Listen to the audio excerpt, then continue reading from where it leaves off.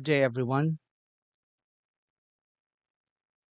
Today I'm going to discuss designing the survey questionnaire in line with our topic on English for academic and professional purposes.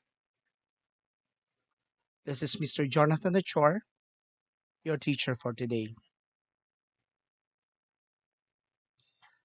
A survey is a general view, examination, or description of someone or something.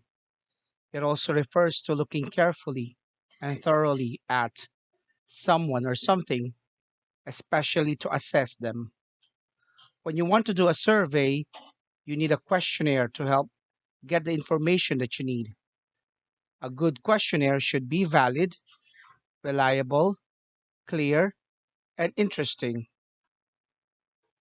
When we say valid, it asks what it intends to ask. When we say reliable, it gets the same answer if the same question is posed repeatedly in a short time. When we say clear, it is easily understood. And when we say interesting, it is completed by the respondents and gets better response rate. The design of the questionnaire should not be taken for granted to be able to get accurate data. A bad questionnaire may lead to wrong conclusions since data collected may not be correct. Remember this when you create a survey questionnaire. Design, you ask the right questions, you use appropriate format, you arrange the questions logically, and you make instructions clear. For the test, you do pilot testing and you detect flaws. For revise, you make necessary changes and you also improve the questionnaire. Let's go to design.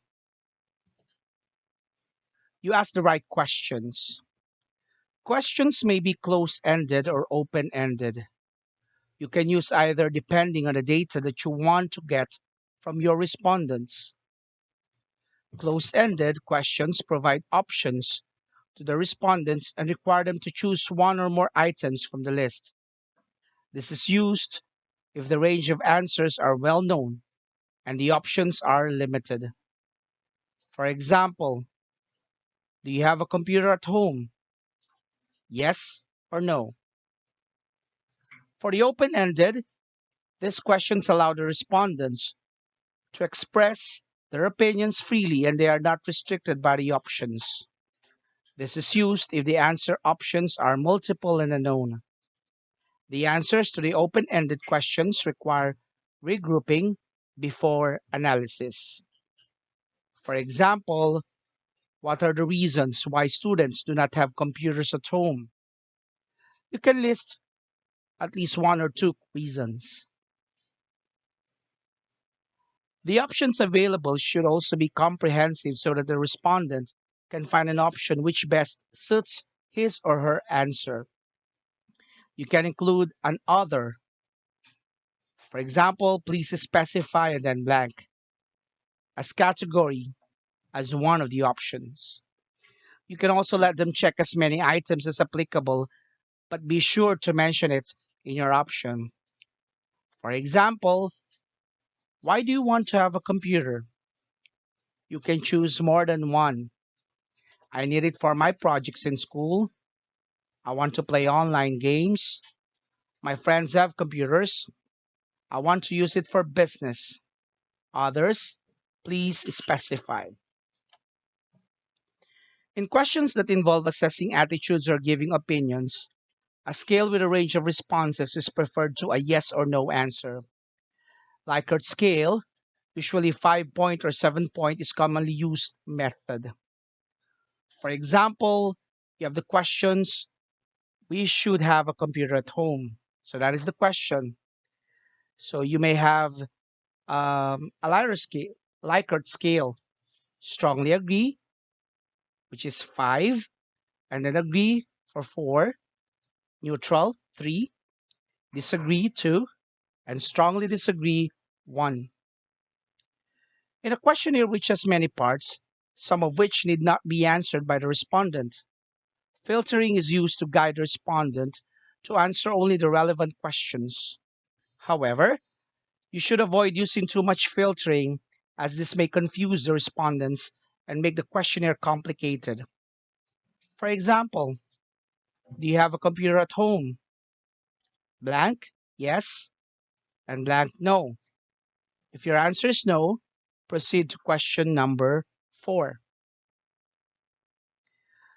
Avoid double barreled questions. It is a common mistake that refers to asking two things in one question. For example, do you have a computer and a laptop at home? Avoid ambiguous questions. Be clear and specific in constructing your question. Use appropriate format.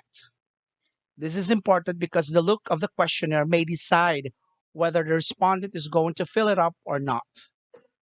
The title should be highlighted and should reflect the main objective of the research. If possible, divide a questionnaire into sections according to the content. For example, boxes with bold headings, and it should flow smoothly from one section to another with appropriate filtering. If your respondents involve older persons, a bigger font size should be used. Finally, include a cover letter stating the objective of your study and your affiliations. Most importantly, it should include a confidentiality clause. This is to inform your respondents on how you are going to use the collected information. And then you may also arrange the questions logically. The order of the questions should flow in a logical sequence. Start with the simple questions and move to more complex questions. You can start with a demographic profile like age, address, and others. Make instructions clear. Instructions should be very clear and introductory comments should be appropriate.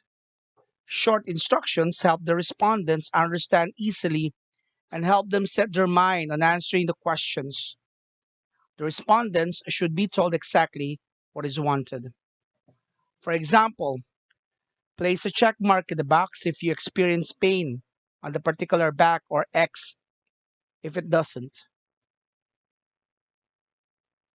The next one is test.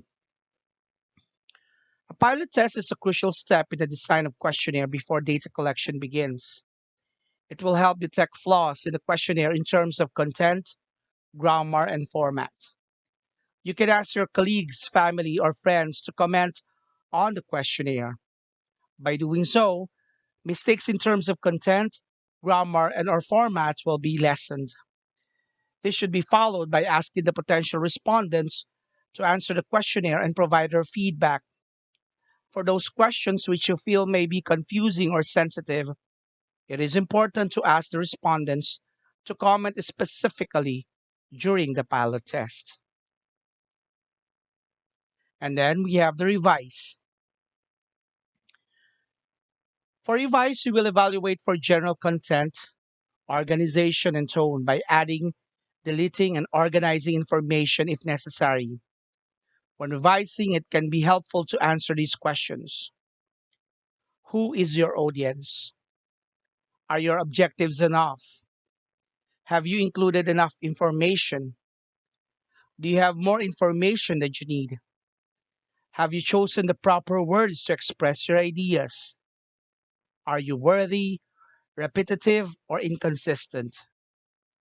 When you have done all of this, you have crafted a good survey questionnaire. It does not seem easy at first, but when you start doing it, you will find it very helpful. For your activity, kindly answer Lesson 2 for your Module 4. Again, good day, God bless, and stay safe.